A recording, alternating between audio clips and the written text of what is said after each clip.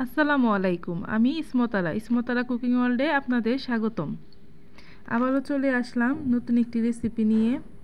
আজকে আমি আপনাদের তৈরি করে দেখাবো কাবাব। কাবাব বানাতে গেলে কারো ক্ষেত্রে একটু ফেটে যায়, আবার কারো ক্ষেত্রে একটু খুলে আসে, আবার কারো ক্ষেত্রে ড্রাই, আবার কারো ক্ষেত্রে সফট থাকে যে ভাজার সময় খুলে যায়।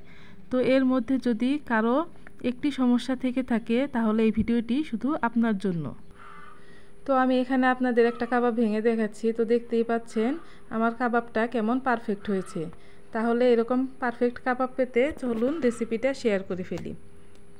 তাহলে চলুন শুরু করি। তো আজকে কাবাবের জন্য এখানে আমি নিয়ে নিয়েছি তেল এবং হাড় ছাড়া হাফ কেজি গরুর মাংসগুলো আমি ছোট ছোট টুকরো করে কেটে নিয়েছি। এখন ওই ধুয়ে পরিষ্কার করে রাখা মাংসগুলোর মধ্যে আমি দিয়ে দিব ছোলার ডাল। এখানে আমি 250 গ্রাম ছোলার ডাল নিয়ে নিয়েছি।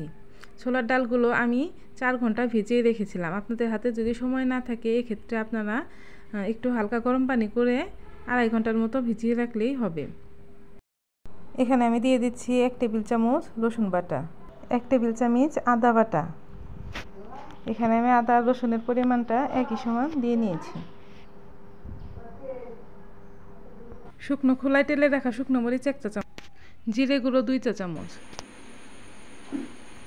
ধনিয়া গুঁড়ো 1 চা চামচ, হলুদ গুঁড়ো দিয়ে দিচ্ছি হাফ চা চামচ, লবণ দিয়ে দিচ্ছি 1 টেবিল চামচ। আপনারা আপনাদের স্বাদ মতো লবণটা ব্যবহার করে নেবেন। দিয়ে দিচ্ছি 2 টেবিল চামচ সয়াবিন তেল, 2 টেবিল চামচ পেঁয়াজ কুচি। কাবাবের মিশ্রণটা হাত দিয়ে ভালোভাবে এখানে আমি মেখে নিচ্ছি। এখানে আমি নিয়ে নিয়েছি 2 টুকরা তেজপাতা, লবঙ্গ 3টি, দারচিনি, কালো এলাচ, মুখ ফাটিয়ে নেওয়া সাদা এলাচ, 10-12টা গোলমরিচ। এখন আমি এগুলো এখানে দিয়ে দিব। অবশ্যই এই ক্ষেত্রে আপনারা কালো এলাচটা ব্যবহার করবেন, এতে করে একটি স্মোকি ফ্লেভার আসে। এখানে আমি সময় বাঁচানোর জন্য প্রেসার কুকার ব্যবহার করেছি। সব মিশ্রণগুলো এখন আমি প্রেসার কুকারে ঢেলে দিচ্ছি। আপনারা চাইলে চুলায় সেদ্ধ করে নিতে পারেন। এক্ষেত্রে চুলার আঁচটা মিডিয়ামে রেখে 1 ঘন্টার মতো সেদ্ধ করে নেবেন। এখানে আমি 1 কাপ পানি দিয়ে প্রেসার কুকারে 3টা সিজ দিয়ে কাবাবগুলোর মিশ্রণ সেদ্ধ করে নেব। এখন আমি এখানে প্রেসার কুকারে মিশ্রণগুলো সিদ্ধ করে নিয়েছি। এখন আমি যে এখানে আস্ত মশলাগুলো আছে এগুলো তুলে ফেলে দেব।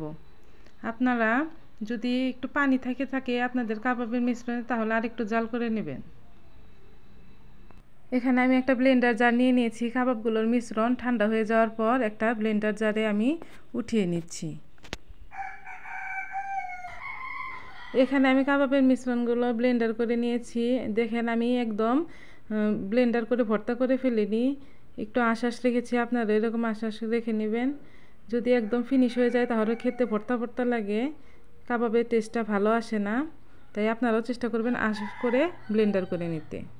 এখানে আমি নিয়ে নিয়েছি পেঁয়াজ কুচি, ধনিয়া পাতা কুচি, কাঁচামরিচ কুচি 3টার মতো। এখন সবগুলো আমি এখানে দিয়ে দিচ্ছি। এখানে আমি একটা ডিম ফেটিয়ে নিয়েছি। এখন এই ডিমটা আমি এখানে অল্প অল্প করে দিয়ে কাবাবের মিশ্রণটা মেখে নেব, পুরোটা একবারে দিয়ে দিব না। এখানে আমি কাবাবের মিশ্রণটা ভালোভাবে মেখে নিচ্ছি।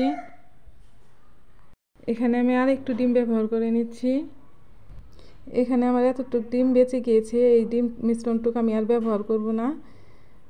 তো এক্ষেত্রে আপনাদের যদি কাবাবের মিশ্রণটা কোনো সময় নরম হয়ে যায় তাহলে একটু বিস্কুটের গুঁড়া ব্যবহার করে নিতে পারেন।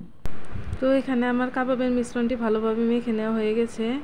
এখন আমি এগুলো গোল গোল করে শেপ দিয়ে কাবাব তৈরি করে নিব। আপনারা চাইলে যে কোনো শেপেই কাবাব তৈরি করে নিতে পারেন।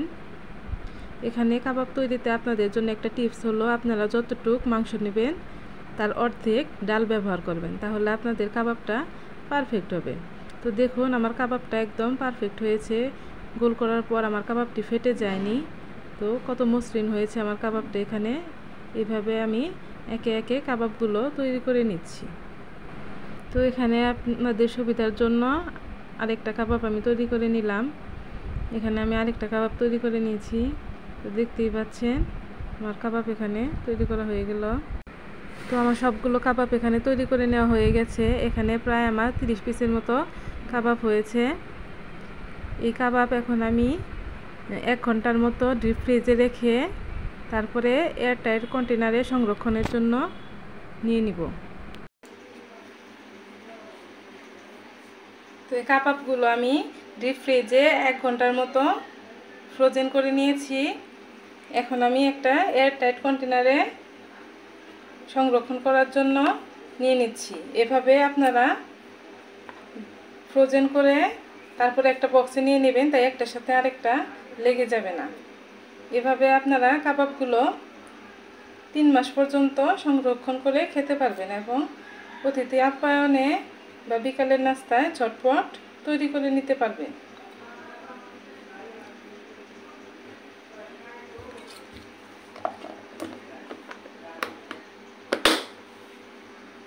তো চুলায় আমি একটা প্যান বসিয়ে নিয়েছি। এখানে আমি দিয়ে দেব পর্যাপ্ত পরিমাণে তেল। এখানে পর্যাপ্ত পরিমাণে তেল দিয়ে দিচ্ছি। এখানে আমার তেলটা গরম হয়ে গেছে। এখন আমি একে একে কাবাবগুলো ছেড়ে দিব। এখানে আমি একে একে কাবাবগুলো ছেড়ে দিচ্ছি। এখানে আমি চুলার আঁচটা মিডিয়ামে রেখেছি। এখানে যদি আমি হাই হিটে চুলার আঁচটা রাখি তাহলে আমার কাবাবগুলো উপরে পুড়ে যাবে, কালারটা ভালো আসবে না। এখানে এক পাশ হয়ে যাওয়ার পর আমি কাবাবগুলো উল্টে নিব। এখন আমার কাবাবের এক পাশ হয়ে গেছে। এখন আমি আরেক পাশ উল্টে নিচ্ছি।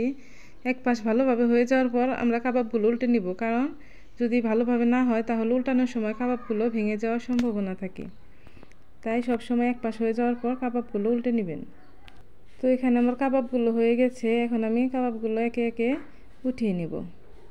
এখানে আমি কাবাবগুলো একে একে উঠিয়ে নিচ্ছি। তো আমার আজকের কাবাবের রেসিপিটি যদি আপনাদের কাছে ভালো লেগে থাকে তাহলে অবশ্যই একটি লাইক দিয়ে চ্যানেলটি সাবস্ক্রাইব করে আমার পাশে থাকবে। ধন্যবাদ সবাইকে। আল্লাহ হাফেজ।